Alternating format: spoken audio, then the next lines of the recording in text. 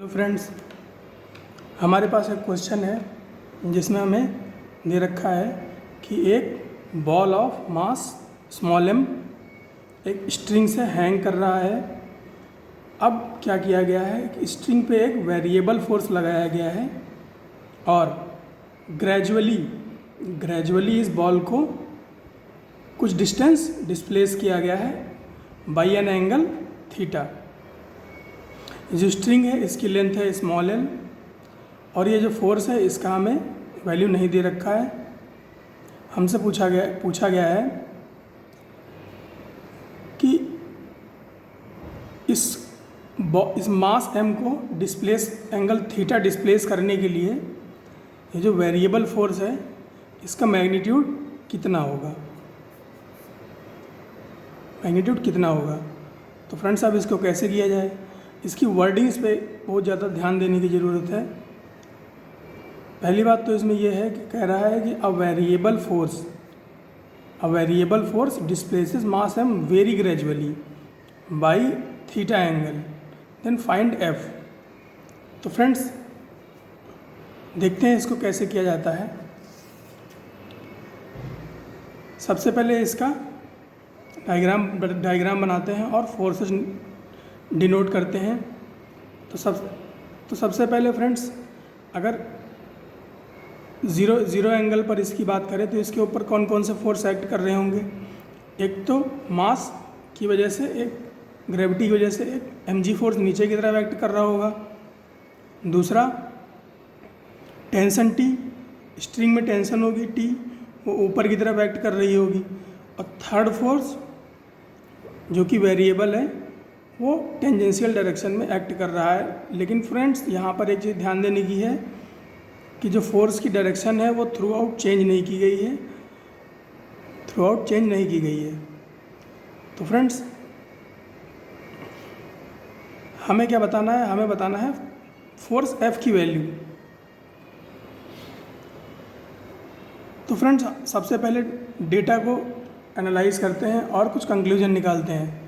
हमसे कहा गया है डिस्प्लेसमेंट इज़ वेरी ग्रेजुअल। तो फ्रेंड्स, इसका मतलब ये हुआ कि स्पीड में जो चेंज है, यानी कि डेल्टा स्पीड ज़ीरो रहेगा। और फ्रेंड्स, अगर डेल्टा स्पीड में चेंज ज़ीरो है तो इनिशियल काइनेटिक एनर्जी बराबर होगी फाइनल काइनेटिक एनर्जी, और इसकी वजह से चेंज इन काइनेटिक एनर्जी क्या हो जाएगा, ज़ीरो। और फ्रेंड्स, अगर change in kinetic energy zero है तो work done by all forces must be zero. अब फ्रेंड्स, यहाँ पे वर्क डन कौन कौन से फोर्स कर रहे हैं, एक तो ग्रेविटी करेगा, दूसरा टेंशन T है, दूसरा और तीसरा फोर्स F है। अब फ्रेंड्स, जो ये फोर्स टेंशन वाला फोर्स T है वो थ्रू आउट टेंजेंशियल है डिस्प्लेसमेंट के। अगर इसको ऐसे देखें, यहाँ पर भी टेंजेंशियल है, 90 डिग्री का एंगल बनाएगा, यहाँ पर भी टेंजेंशियल है, 90 डिग्री का एंगल बनाएगा।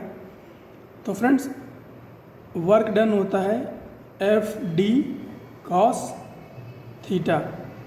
और फ्रेंड्स, अगर थीटा की वैल्यू 90 डिग्री है तो ये ज़ीरो हो जाएगा, तो वर्क डन ज़ीरो हो जाएगा। इसीलिए फ्रेंड्स लिखा है W tension is equal to zero. तो फ्रेंड्स, अब हमारे पास केवल दो वेरिएबल बचे, एक तो WG और दूसरा WF। अब वर्क डन बाय ग्रेविटी कितना होगा। तो फ्रेंड्स, हमें देखना पड़ेगा कि ग्रेविटी की डायरेक्शन में डिस्प्लेसमेंट कितना हुआ है। तो डिस्प्लेसमेंट की अगर बात करें फ्रेंड्स, अगर ये एंगल थीटा गया है ऊपर यहाँ पर, तो फ्रेंड्स ये जो डिस्टेंस है ये चला होगा कुछ ऊपर, ये चला है ऊपर, mg नीचे चल रहा है। इसको मान लेते हैं, इसको स्मॉल h मान लेते हैं। अब इसको निकालेंगे कैसे। तो फ्रेंड्स, ये पूरी लेंथ कितनी है, स्मॉल l, ये पूरी लेंथ है स्मॉल l। और जब ये यहाँ चली गई तभी भी ये स्मॉल l है, ये थीटा है।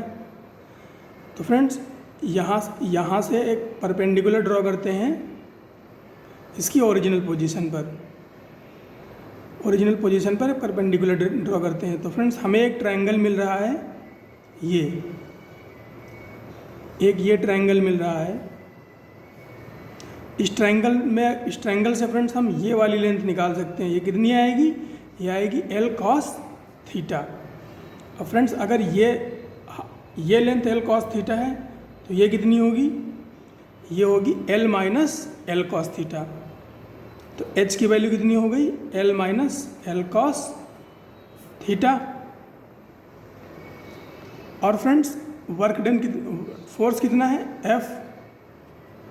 तो mg हो गया।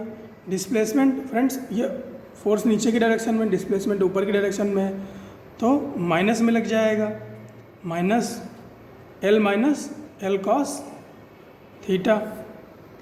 तो वही लिखा है फ्रेंड्स, WG कितना है? Minus mg L minus L cos theta.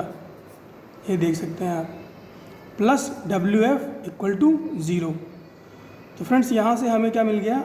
इसको इधर ले जाएंगे तो हमें क्या मिल जाएगा? mgl 1 minus cos theta. यही होगी friends work done by force की वैल्यू।